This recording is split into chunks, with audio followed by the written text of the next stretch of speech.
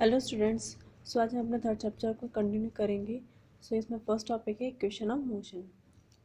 So the equation giving the relation between position of object, time, velocity and acceleration in uniformly accelerating motion are called equation of motion.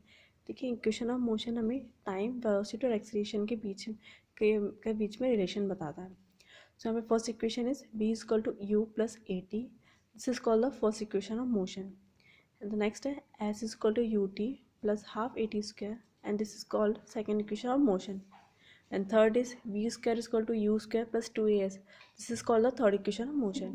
So where u is the initial velocity and v is the final velocity and e is the acceleration, and where t is the time and s is the displacement. In uniformly accelerated motion, the first equation of motion gives the relation between velocity and time, and second equation of motion gives the relation between time, position, time, and the third equation gives velocity and position relation. So यहाँ पे हम लोग first equation को पहले solve करेंगे. So first equation is v is equal to u plus A T. So हमें ये prove करना है. सो यहाँ पे let an object be moving with uniform acceleration a. Let at t is equal to 0, its velocity is u, and at time t the velocity is v. Then a is equal to change in velocity upon time interval. देखिए acceleration क्या होता है? Change in velocity upon time interval. So यहाँ पे change in acceleration को mathematically कैसे लिखेंगे? a is equal to v minus u upon t minus u time interval. So v is equal to u. So हम इस equation को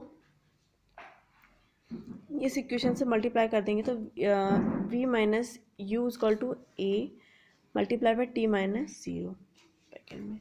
सो my equation क्या हो जाएगी? v is equal to U plus A T. A और T के बीच के मल्टीप्लिकेशन अगर हम ए एक्सेलेरेशन का जीरो से मल्टीप्लाई करेंगे तो हमारा रिजल्ट जीरो ही आएगा. So this is our first equation of motion. Next है derivation of second equation of motion. So यार S is equal to U T plus half A T square. अब ये हमें पोजीशन और टाइम पोजीशन टाइम के बीच में relation निकालना है.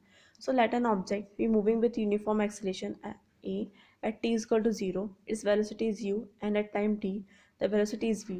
That the total displacement be s. Then average velocity will be u plus v upon 2. u plus v upon 2. So this is our first equation. Next है total displacement is equal to average velocity multiplied by time. So your displacement is s is equal to average velocity क्या है? u plus v upon 2. So u plus v upon 2 multiplied by t, which is time. So this is our equation number second. So from first equation of motion क्या है? v is equal to u plus a t. So हम यहाँ पे velocity की value को इस equation में put कर देंगे तो क्या हो जाएगा? S is equal to U plus A T upon two multiply by T.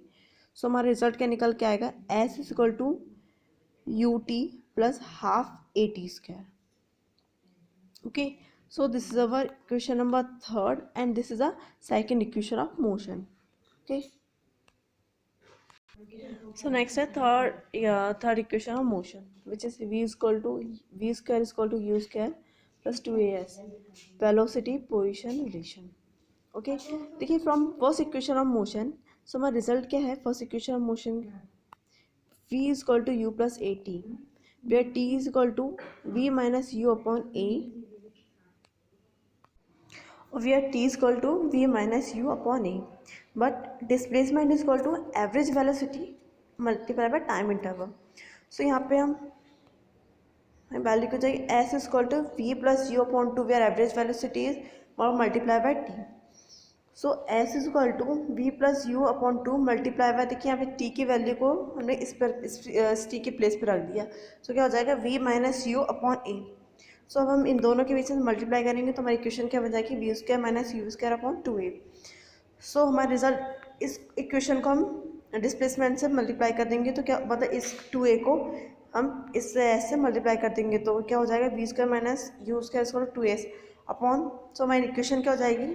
v square is equal to u square plus 2as. So this is our third equation of motion.